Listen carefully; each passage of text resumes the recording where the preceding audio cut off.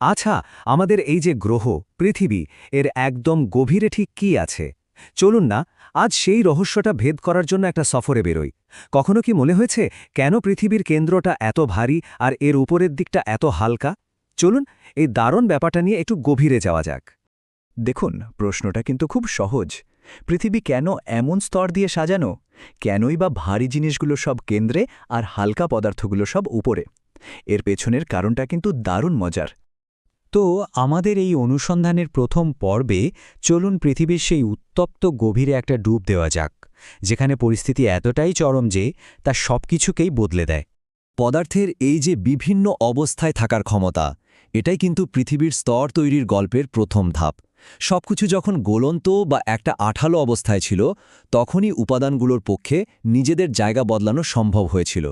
এবার আসা যাক আসল কথায়। এই পুরো রহস্যের চাবিকাঠিটা আসলে বিজ্ঞানের খুব সাধারণ একটা ধারণার মধ্যেই লুকিয়ে আছে, আর সেটা হলো ঘনত্ব। সহজ করে বললে ঘনত্ব মানে একটা নির্দিষ্ট জায়গায় ঠিক কতটা জিনিসপত্র আটানো আছে। কোনো কিছুর কণাগুলো যত গায়ে গায়ে লেগে থাকবে তার ঘনত্ব তত বেশি হবে। সিম্পল। ধরুন দুটো একই আকারের বাক্স, একটার মধ্যে কণাগুলো একেবারে ঠাসাঠাসি করে রাখা, সেটা হলো বেশি ঘন, আর অন্য বাক্সটায় কণাগুলো বেশ ছাড়া ছাড়াভাবে রয়েছে, তার মানে ওটা কম ঘন। এটাই ঘনত্বের মূল আইডিয়া। এটা বোঝার সবচেয়ে সহজ উপায় হলো মনে মনে একই আকারের একটা লোহার পাত আর একটা অ্যালুমিনিয়ামের পাত হাতে নিন।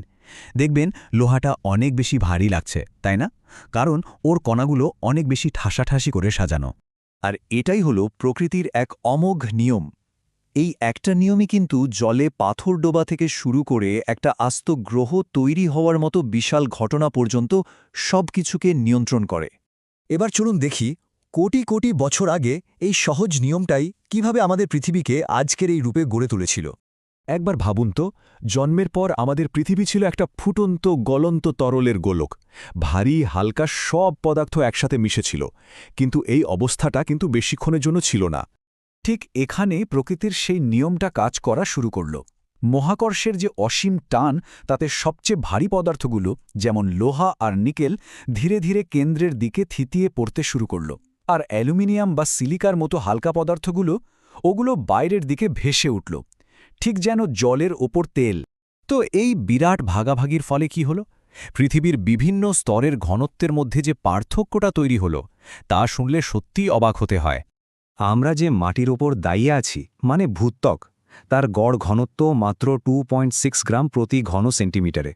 চলুন এটাকে একটা মাপকাঠি হিসেবে ধরে নিই।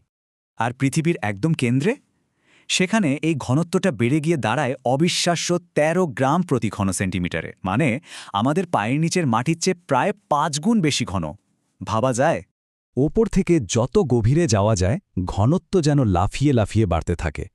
ভূত্বকের ঘনত্ব যেখানে মাত্র ৩-এর কাছাকাছি, কেন্দ্রের কাছে যেতেই সেটা প্রায় ১১ হয়ে যায়, আর একেবারে কেন্দ্রে গিয়ে পৌঁছায় ১৩ থেকে ১৪তে।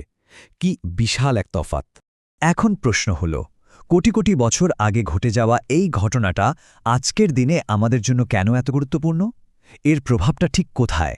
পুরো বিষয়টা যদি এক নজরে দেখি, ঘনত্বের পার্থক্য আর মহাকর্ষ টানেই ভারী পদার্থগুলো পৃথিবীর কেন্দ্রে জমা হয়েছে, আর হালকা পদার্থগুলো উপরে ভেসে উঠে আমাদের এই ভূত্বক তৈরি করেছে। এই সহজ কিন্তু শক্তিশালী প্রক্রিয়াটাই আমাদের এই বাসযোগ্য গ্রহের ভিত্তি গড়ে দিয়েছে। এই অদৃশ্য শক্তিই কিন্তু আমাদের পৃথিবীকে ভেতর থেকে এমন আশ্চর্যভাবে সাজিয়ে তুলেছে। এটা আমাদের ভাবতে বাধ্য করে যে আমাদের চারপাশে এমন আরও কত অদৃশ্য নিয়ম কাজ করে চলেছে, যা এই মুহূর্তে আমাদের মহাবিশ্বকে প্রতিনিয়ত নতুন আকার দিয়ে যাচ্ছে, তাই না?